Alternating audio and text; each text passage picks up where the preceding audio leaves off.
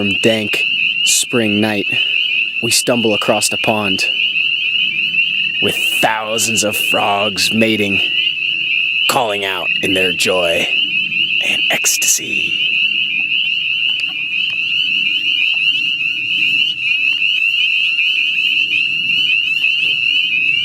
So after about 16 hours worth of boiling, we ended up with a pretty runny, soupy syrup. It was the color of syrup, it was the taste of syrup, but it still had a little bit too much water in it. And we ended up with about, I would say about 18 little small pint jars like this, full of this like runny liquid stuff. So we took that and we boiled it down a little bit farther, and we took that, but we didn't do it that day obviously because it was about 10 o'clock at night. So we took that home and we put it on stovetop, and we boiled it down in just regular pots and pans and stuff like that. And it took a couple of hours from there, but after a while, with the stovetop, you can get a more controlled heat, where the fire was kind of a sporadic heat that came and went with the wind. That the stovetop kept more of a direct, constant heat, so you can really make it fast from there. So you're left with a couple of different things. Like, you can make it as runny or as thick as this, which is a pretty thick mixture. And if you could see inside of there, you can actually see some of the sugars have started to solidify, and you can actually end up with maple candy if you let it boil down and boil all of the water out of it to just straight sugar.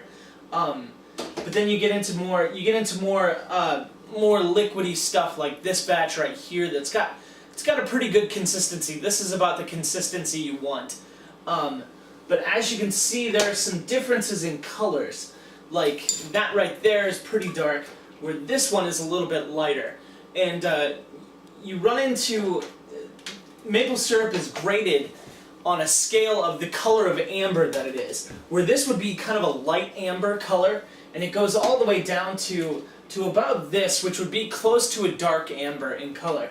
And all of the color has to do with is how much sugar was in the sap when you started. So if there was a lot of sugar content in the sap when you started, you'll end up with a really light sap, with a really light syrup. But the less sugar you have, the more darker it becomes, because it takes a lot more sap to make that sugar. And it's A grade, B grade, light, medium, dark amber, and it just goes all the way down through it. So the end product is pretty tasty, and it's pretty sweet.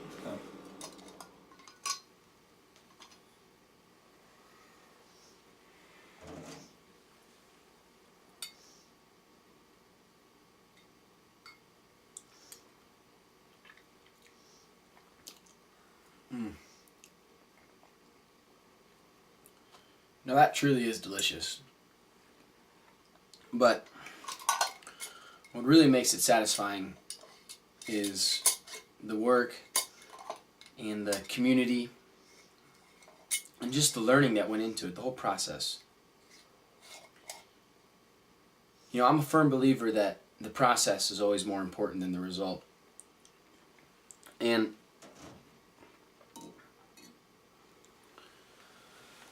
the maple syrup is just one example of that. And so I'd really like to challenge you to really take ownership over a project.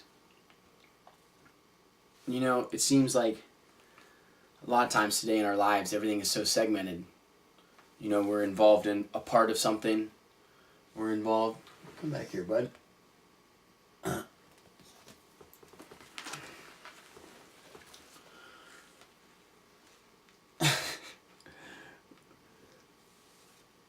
We're involved in a part of something, but there's very few things in our lives that we can really have ownership over them from the beginning to the end, and really have a good sense of that entire process. I would really like to challenge you to take ownership over a project and have it be something small. Plant one tomato plant. You know, strive to learn 10 new tree species. Try to make your own bottle of wine. Whatever it is, I think that you'll find that through the process you'll learn a lot about whatever it is you're doing. But I think you also learn a lot about yourself, and try and involve other people. Learn about other people. And I hope too that you'll find that the process is the more gratifying thing than the result itself. Although the result, especially as sweet as maple syrup, is pretty nice. Now, today I'd like to read to you an excerpt from a book by a man named Tom Robbins, and the excerpt is from a book called Still Life with a Woodpecker.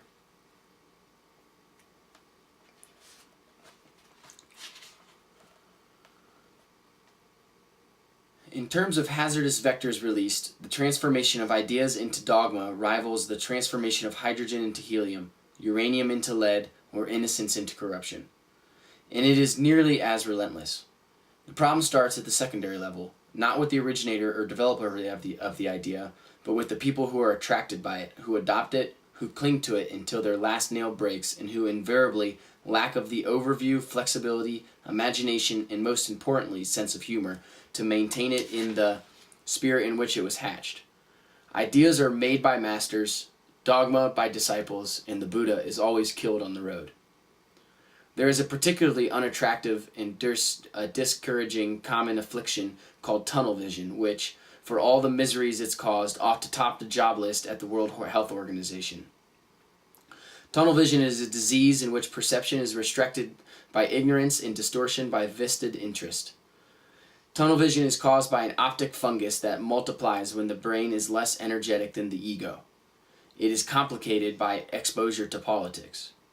When a good idea is run through the filters and compressors of ordinary tunnel vision, it not only comes out reduced in scale and value, but in its new dogmatic configuration produces effects the opposite of those for which it originally was intended. This is how the loving ideas of Jesus Christ became the sinister cliches of Christianity. This is why virtually every revolution in history has failed. The oppressed, as soon as they seize power, turn into the oppressors, resorting to totalitarian tactics to protect the revolution. This is why minorities seeking the abolition of prejudice become intolerant.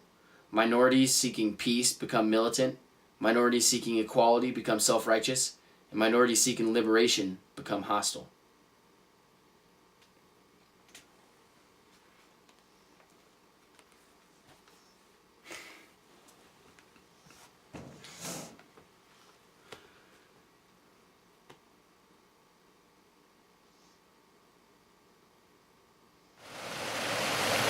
This is a night that I've been waiting for a while now. It's the first really wet, warm night. We had a big rain today, and as you can hear, the creeks are flowing high. I think there's a good chance to see a lot of amphibians today.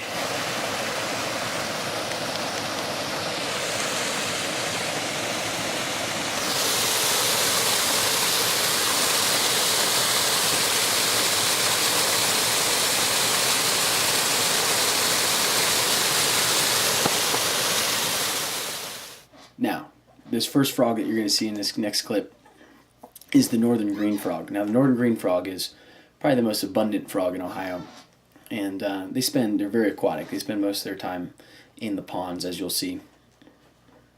And they'll sound later in the night than most frogs. And right now, as you see, you'll see the eggs, and this is their breeding season, so they'll come breed in the ponds. And when they sound like a almost like the bass string of a banjo. And here's the sound.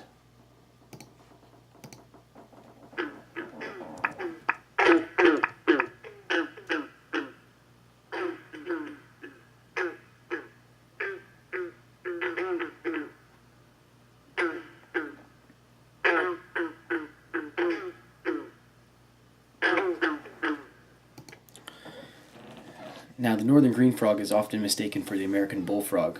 The difference being that a green frog is smaller in size and also has two ridge lines that go down its back, whereas the bullfrog does not.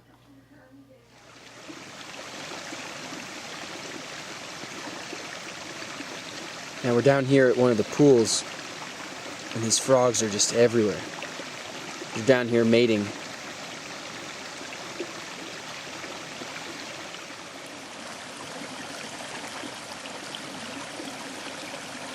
That's a giant sack of frog eggs that they've just kind of laid there on the sticks. They're all over the place. There must be tens of thousands of them all throughout this creek system. And you know, this is just one creek in one valley in this area. It's amazing. Probably very few of them will survive, but it'll be fun to watch them hatch into tadpoles. Managed to get one of our little buddies here.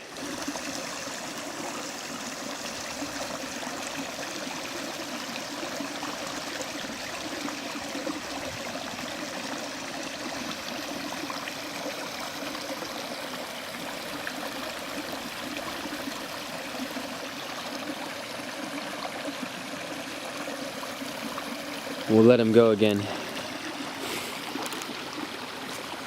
You don't want to hold amphibians for too long. Your oils can really damage their skin, so we'll let him go. Just a friendly hello. Back to your pond, bud. Cute little guys.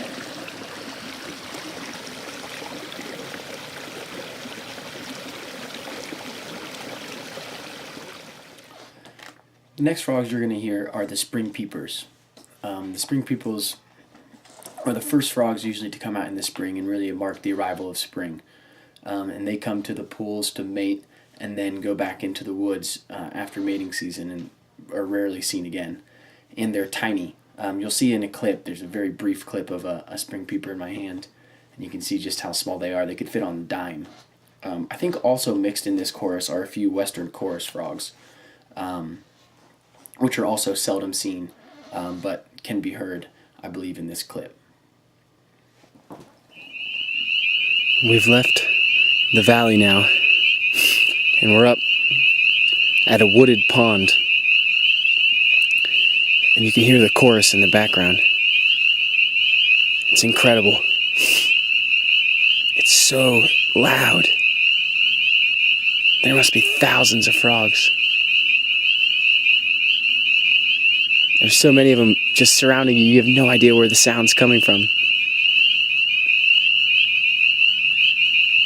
It's like some kind of full orchestra. It's incredible. I'll let you listen.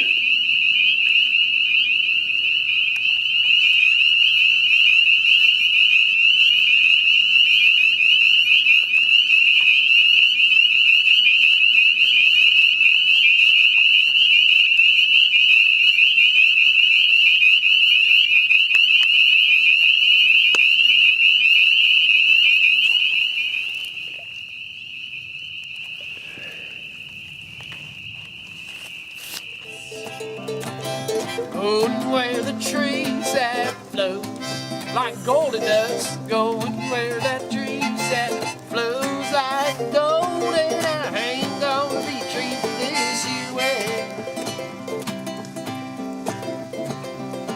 I'm going where the water tastes like wine. Going where the water tastes like wine. Going where that water tastes like wine. Lord, Lord, and I ain't gonna be treated this way. All right, Grant, what's on your mind?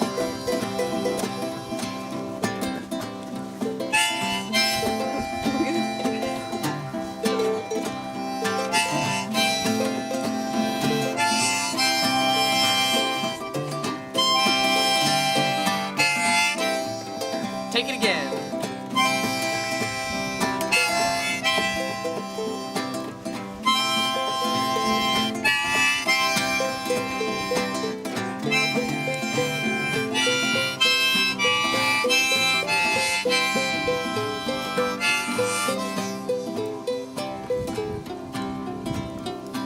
Say I'm a Dust Bowl refugee. They say I'm a Dust Bowl refugee. Say I'm a Dust Bowl refugee. Lord, Lord, and I ain't gonna be treated this way.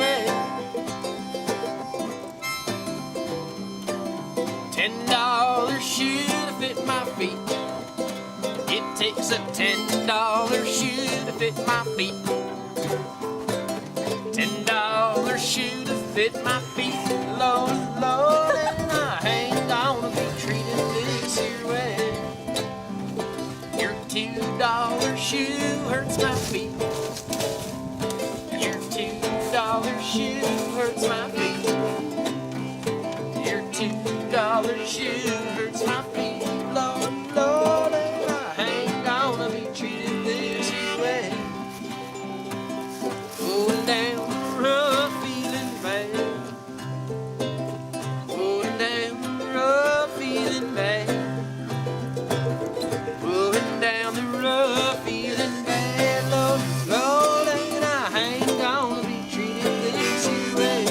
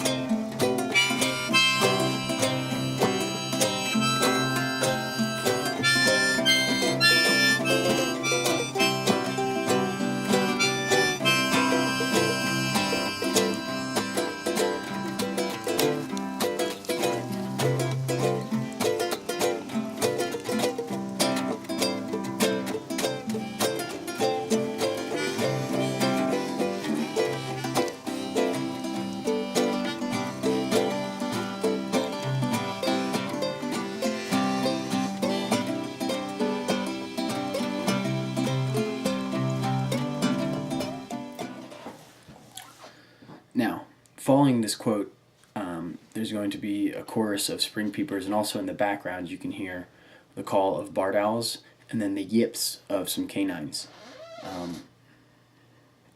And so you got to listen real closely, especially for the barred owls. And the owls were just feasting on these frogs. It was incredible. And so today's quote comes from Joseph Wood Crutch. The famous balance of nature is the most extraordinary of all cybernetic systems. Left to itself, it is always self-regulated.